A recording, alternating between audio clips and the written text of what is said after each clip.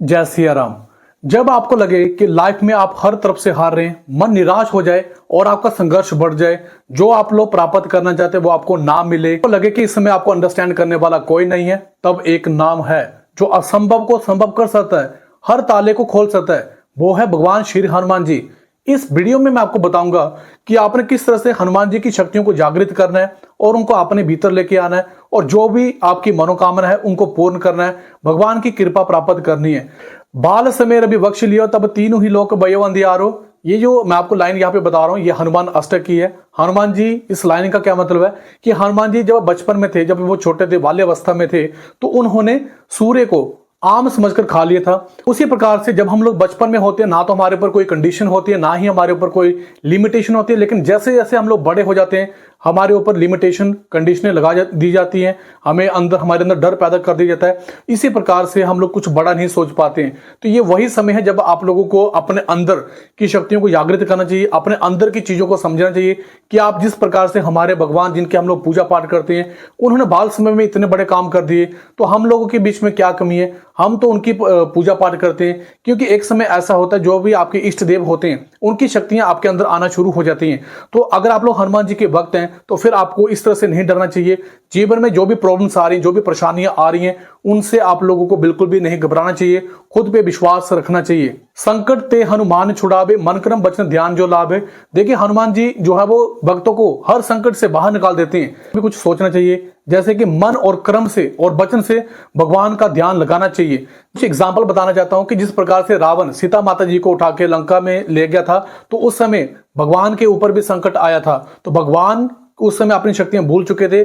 जब उन्होंने समुद्र पार करना था तो उस समय जाम्बवंत जी ने उनको याद दिलाया था कि हे हनुमान जी, आपके अंदर असीम शक्तियां हैं, असीम पावर हैं, आप उनको जागृत करें। और आपका जो जन्म हुआ है वो रामकाज के लिए हुआ है। जैसे ही उन्होंने बोला कि आपका जन्म रामकाज के लिए हुआ है, तो उस समय उनकी जो शक्तियां थी वो जागृत हो गई। तो इसी प्रकार से आपको भी अपनी शक्तियां जागृत करनी चाहिए। आपके अंदर हर इंसान में कोई ना कोई विशेषता जरूर होती है, कोई ना कोई क्वालिटी जरूर होती है। बस यही है कि आपको उसको पहचानना चाहिए। अगर कोई भी संकट आ चुका है तो उससे घबराना बिल्कुल भी नहीं चाहिए, बल्कि अपने अंदर की जो शक्ति है उनको जागृत करना चाहिए। दूसरा उदाहरण, जब ये संकट पैदा हुआ था, जिस समय लक्ष्मण जी मूर्छित हो गए थे, तो हनुमान जी ने हिम्मत रख के भगवान का कार्य समझकर जो संजीवनी बूटी थी वो लेके आए थे। और इसी प्रकार से जब भी हम लोग कोई संकट आता है तो उसे भगवान को समर्पित कर देना चाहिए। और जब भी हम लोग कोई भी कार्य करने जाते हैं तो सबसे पहले भगवान का ही नाम लेना चाहिए, क्योंकि जो भी कार्य हो वो हमें भगवान को जब हम लोग समर्पित करेंगे तो उस कार्य में सफलता मिलना निश्चित हो जाती है। जिस प्रकार से हनुमान जी ने भगवान का कार्य समझकर उसे संपन्न किया था, उसी प्रकार से आप भी कर सकते हैं। हमारे जीवन में कई बार अचानक कोई संकट आ जाता है, जैसे कि आपकी नौकरी चली गई और किसी ने आपको धोखा दे दिया, पैसे का घाटा पड़ गया, या किसी भी प्रकार का कोई भी आर्थिक घाटा आपको पड़ गया, या फिर हो सकता है कि आपकी हेल्थ खराब हो गई है, वो अचानक हो गई है। उसी प्रकार का संकट देखिए, मैं आपको एग्जांपल देके बताता हूं कि जब भगवान श्री रामचंद्र जी को और लक्ष्मण जी को अहिरावण पाताल लोक में ले गया था, और भगवान श्री रामचंद्र जी जो थे वो लीडर थे। तो जब आपका लीडर ही चला जाए तो कितना बड़ा संकट पैदा हो जाता है। तो जब भगवान श्री रामचंद्र जी को पाताल लोक में ले गए थे तो पूरी सेना में डर पैदा हो गया था, लेकिन उस समय हनुमान जी ने भगवान पर अपना विश्वास रखा, भगवान के नाम का जाप किया, भगवान के नाम का उच्चारण किया, और फिर वो पाताल लोक में गए। वहां से उन्होंने भगवान श्री रामचंद्र जी को और लक्ष्मण जी को बचाया था।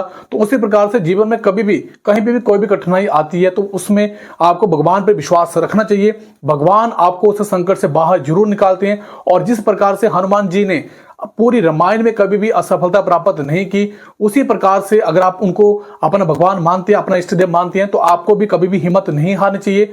बल्कि उनके जो गुण हैं, जैसे कि आपको पता है कि उनके अंदर वीरता का गुण है, उनके अंदर भक्ति का गुण है, सेवा भाव का गुण है, उसी प्रकार से जो भगवान के गुण हैं वो अपने अंदर आपको लाने चाहिए। और जीवन में जो भी प्रॉब्लम्स आ रही हैं, जो भी समस्याएं आ रही हैं, उनका सामना करना चाहिए। हनुमान जी की जितनी भी क्वालिटीज हैं, जितने भी गुण हैं, वैसे तो हम लोग उनको नहीं लिख सकते हैं, क्योंकि हमारे अंदर उतना स्ट्रेंथ ही नहीं कि हम लोग उनके गुणों को लिखें। उनके बहुत सारे गुण हैं, लेकिन कुछ गुण जो आपको लगता है कि वो आप लोग अपना सकते हैं, उनकी लिस्ट बना के उनका नंबर 1, नंबर 2, नंबर 3 इस तरह से आप लोग उनकी लिस्ट बना सकते हैं और 1 बाय 1 करके उनको अपने जीवन में उतार सकते हैं। अगर आपने उनके 5 गुण भी अपने जीवन में अपना लिए तो आपका जीवन सफल हो जाएगा। और मैं यहां पे आपको ये कहना चाहता हूं, अगर आप लोग हनुमान जी को अपना इष्ट देव मानते हैं तो फिर आपको डरने की जरूरत नहीं है।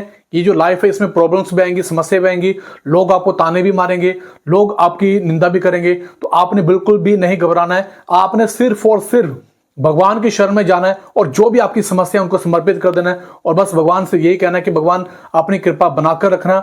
जीवन में जो भी प्रॉब्लम्स आती हैं भगवान मुझे उनसे लड़ने की शक्ति प्रदान करना। भगवान आपका साथ जरूर देंगे क्योंकि भगवान बहुत ज्यादा दयालु है, बहुत ज्यादा कृपालु है।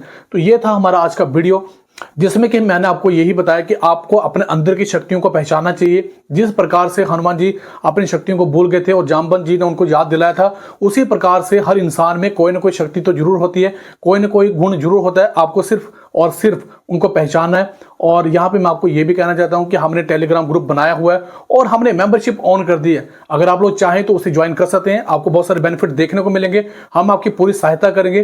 तो ये था आज का वीडियो। हो सकता है कि आपके मन में प्रश्न चल रहे हैं तो आप लोग कमेंट बॉक्स में बता सकते हैं और आप लोग टेलीग्राम पे भी मुझे मैसेज कर सकते हैं। तो ये था आज का वीडियो। जय श्री राम।